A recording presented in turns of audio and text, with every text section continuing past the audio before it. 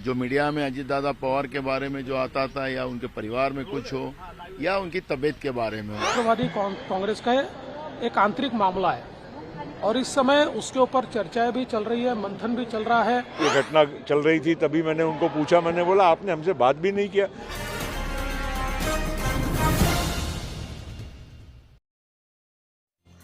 नमस्कार, मैं अभिनेंद्र और आपने देखना शुरू कर दिया है द प्रिंट लाइन्स। एनसीपी के वरिष्ठ नेता और पूर्व केंद्रीय मंत्री शरद पवार ने पार्टी के राष्ट्रीय अध्यक्ष पद से इस्तीफा दे दिया। इसके साथ ही उन्होंने घोषणा की है कि अब वह आगे चुनाव नहीं लड़ेंगे। हालांकि अभी वह राज्यसभा सांसद हैं और उनके 3 साल का कार्यकाल बचा है। उन्होंने घोषणा की कि वह अपने 3 साल का यह कार्यकाल पूरा करेंगे, लेकिन आगे से कोई चुनाव नहीं लड़ेंगे। प्रश्न यह है कि आखिर शरद पवार ने एनसीपी अध्यक्ष पद से इस्तीफा क्यों दिया, विशेष तौर पर तब जब लोकसभा चुनाव 2024 में अब कुछ ही महीने बचे हैं। शरद पवार जी ने जो आज उनके पद से, उनके अध्यक्ष पद से उन्होंने इस्तीफा दिया है, अभी बताने का कोई मतलब भी नहीं है, क्योंकि वो जो है उनसे ही अपने को जो जब उनसे मिलेंगे और ये सब बातों से पूछेंगे तब इस बारे में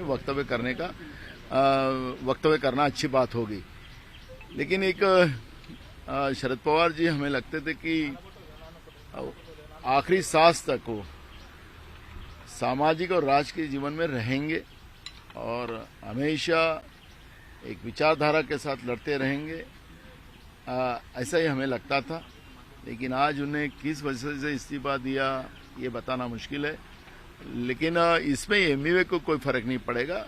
जो भी राष्ट्रवादी के जो उनके पार्टी के अंतर्गत जो भी डिसाइड होगा, उसके अंतर्गत जो भी अध्यक्ष बनेंगे वो एमवीए के साथ रहेंगे, ये हमारी उम्मीद है। उनका व्यक्तिगत फैसला है और राष्ट्रवादी कांग्रेस का एक आंतरिक मामला है और इस समय उसके ऊपर चर्चाएं भी चल रही है, मंथन भी चल रहा है और पार्टी किस निर्णय तक जा रही है इस बारे में हमें कोई अंदेशा भी नहीं है।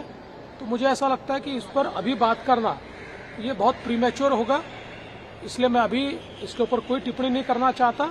हम परिस्थिति पर नजर रख के हैं, उचित समय पर इस पर बोलेंगे। क्या संशय की दृष्टि से देख रहे, ऐसा कहा जाता है पवार साहब की बातें 2 दिन बाद समझ में आती है, तो महाराष्ट्र की राजनीति में क्या इसको संशय की दृष्टि से देखा जा सकता है?